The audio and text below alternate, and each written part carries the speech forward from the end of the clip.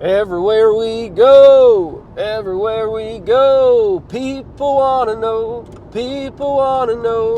who we are, so we tell them, I don't have a clue, who am I and who are you? Do you want to improve as a leader, but you're tired of the polished theory and ambiguous talk? Do you want real, raw, unfiltered training that actually works? Well, then welcome to the Leadership Accelerator podcast, where we train high-performing leaders just like you to accelerate their growth by building influential, effective, and resilient leaders and teams using the elements from our blue sky leadership strategy. In each episode, we'll talk about tactics to lead your team and use failures and lessons from my journey as a former Army commander and Black Hawk pilot, while also giving you the tips of the high-performance teams and corporations all around the world to help you maximize your influence. If this is something that you have been passionate about and you need to grow in, then we want to help you discover that there is power in your presence and that you are positioned for purpose. My name's Adam Jones, and it's an honor to serve you. All right, so look, I had to do that because, one, you get out of the military, you miss the cadences, okay? But also, that's the cadence that most people are now singing in this world. They're saying, man, I don't know who I am. Maybe if I perform enough, one day you'll tell me who I am, and I'll believe it myself. And if you haven't read my book, Weapons of Mass Deception, I talk about this as we identify one of the 4 weapons that are destroying your peace, purpose, and power. For me, this was the root cause of a kill chain in my life that was causing massive destruction. And when I could see what was going on, what was formed inside of my mind through different experiences and through different interpretations, why was I so obsessed with having other people tell me who I am? Once I could see that, then I could begin to see clearly how to live and operate with greater levels of clarity and freedom. But here's the deal. Working as an executive coach right now, I'm starting to see that there are teams now who have lost their sense of identity. They're losing sight of the bigger picture. And it's normal, it's natural. Some groups right now, they're experiencing rapid growth. And with rapid growth can come cultural confusion.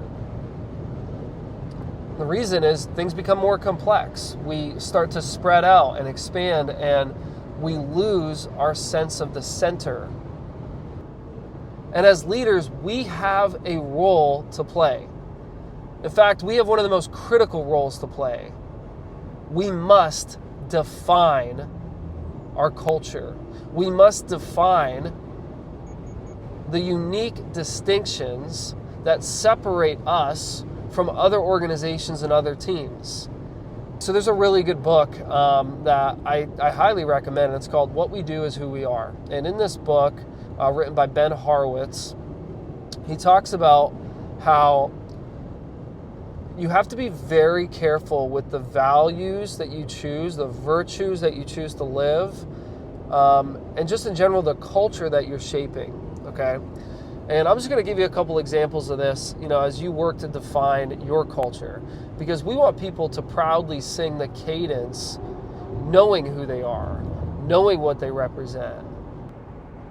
How do we as leaders define who we are as a team, as an organization, as a company, actually ensure that people embody what we have defined and do it in a way where it benefits the whole. It benefits the bigger picture, the bigger team. See, I'll give you an example. Let's say someone says, hey, we are a company who will do whatever it takes to win. Which, by the way, I've heard that many times. Whatever it takes, right? Well, what if whatever it takes at first can sound amazing, right? People are taking ownership, they're moving fast, we got momentum, just the scoreboard is just continuing to add points to the board. where people are saying, man, we are a winning team, we are a winning team, we are a winning team. And then we have these moments where you find out as a senior vice president that maybe one of your program managers did whatever it took to win, which is why he's winning, but it actually meant that he was maxing out his team. That you thought they were done working at 4, but they're in their office till 6. Or you thought they're done working when they go home, but in order to win, they start to give their family their leftovers. We have to be very intentional as leaders with what we say we want to see embodied. In the example I just gave you, you can obviously see there is a flaw in that being one of the defining elements of your culture, unless you really mean it, unless you can accept these things. Now, you might be able to put it into balance, all right? So check this out. We will do whatever it takes to win, and we place people first. So you have maybe these 2 different areas of your culture, these 2 values, where it's saying, hey, we place people first, we do whatever it takes to win, but people come first. So now, yeah, we'll do whatever it takes, but I'm not going to max out my people. This is how we have to think about culture. It's one thing to say it, it's another thing for them to see it. So let's talk about our next step. We must model before we measure. A lot of leaders choose to measure these results once they start communicating it and messaging it. But messaging it is not when you start to measure it. Messaging it is when you better be modeling it. Hey, let me show you what it looks like to do whatever it takes to win. Let me show you what it looks like to place people first. And then your team begins to see it. People do what people see, so they'll start to do what you are doing. And guess what? You can't stop.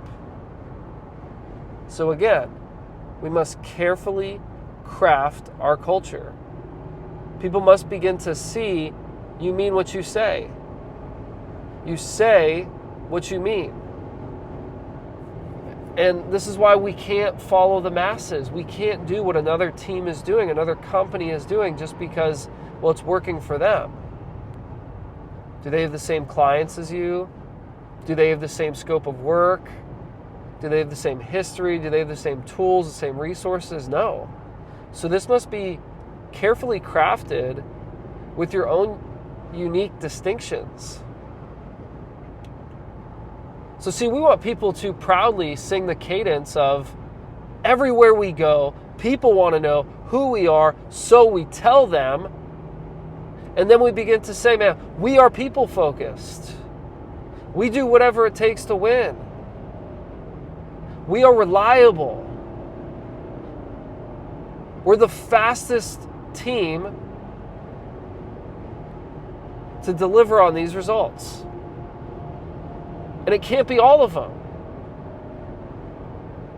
You know, I used to work in cybersecurity for Air Force Space Command, and I didn't do all the cool cyber stuff, but I worked in the field, right?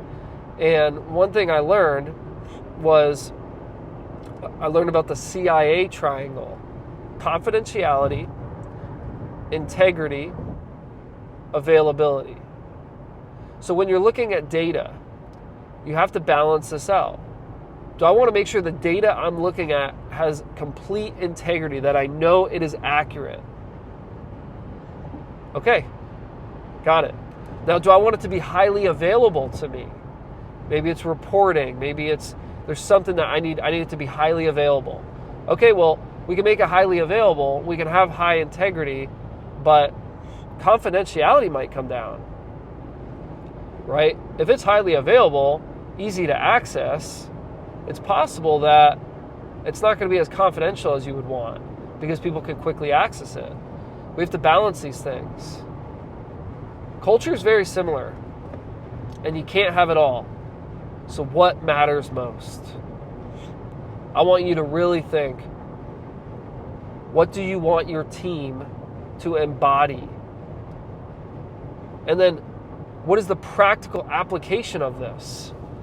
So I'm going to give you an example now. We're going to bring it all together. When I was the new commander of Delta Company, I stepped into an organization that had low morale, low retention, low engagement, the whole thing. I mean, perfect storm, right? And rotating leadership. And, I'm not claiming to have this all together, but I will tell you, I think I did this part right, which was I began to see that they needed something to see. That we can't just say it, they have to see it. In other words, when we choose our values, and you have the Army values, but what about your unique team, okay? I had to give them something to see. They need to see something. So I started to say to them, there are 2 things I'm going to look for from now on as the company commander here, working with your sergeants and your officers. 1, a Spartan mentality. Who here knows what the Spartans would teach to their formation? And then one person said it.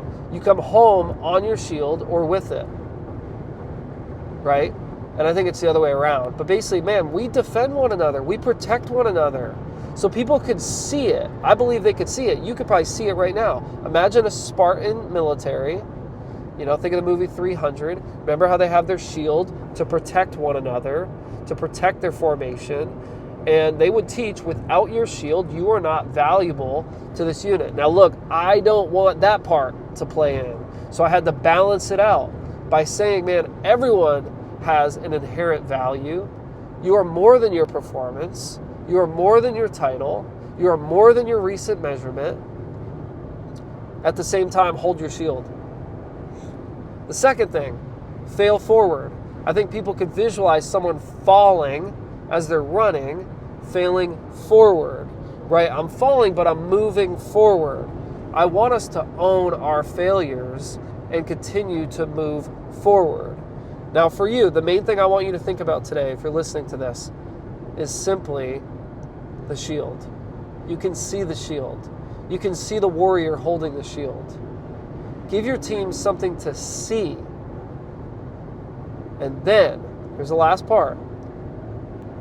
When you see it modeled, when you see it embodied, you recognize it publicly. You say, hey, I want to bring up Specialist Sparks today because Specialist Sparks embodied the Spartan mentality, and here's how. And then you give a promotion, you give an award, you give something to help with that, to help reinforce that. You begin to ask your leaders on a monthly basis, who here is demonstrating a Spartan mentality? What have you seen lately that I'm not seeing where a Spartan mentality is being demonstrated?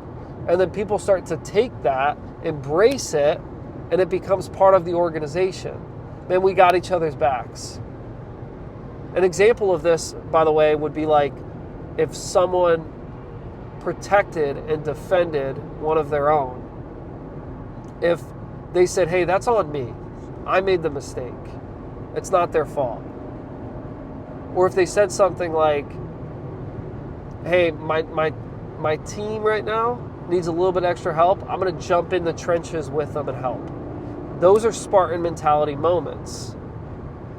Now what I want to ask you is, what have you been building in your organization? Have you been intentional with it? Can people see it? Are you constantly saying it? And are you modeling before you measure it? Remember, our goal here is to get people to fill in the blank for the cadence that I sang in the beginning of this episode. Everywhere we go, people want to know who we are, so we tell them. Because we know it. We know who we are. We know what we're all about. We know what we represent. And we know what happens when we show up. These are the teams that are influential, effective, and resilient, and they're transforming the world around them. And I hope you will build one with me. Today's tactic is simple. Find something for them to see and start to say it. Keep this real simple.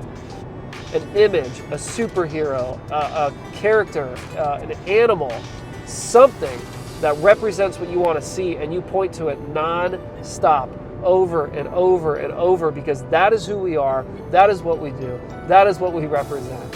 You can tell I get excited about this one because, man, culture trumps technique. Culture will always win. Culture can't replace strategy, you need a strategy. But man, you create a culture, it's like adding nutrition to an athlete's diet, or adding nutrition to someone who doesn't work out at all. Either way, everything is going to be better. Continue mission.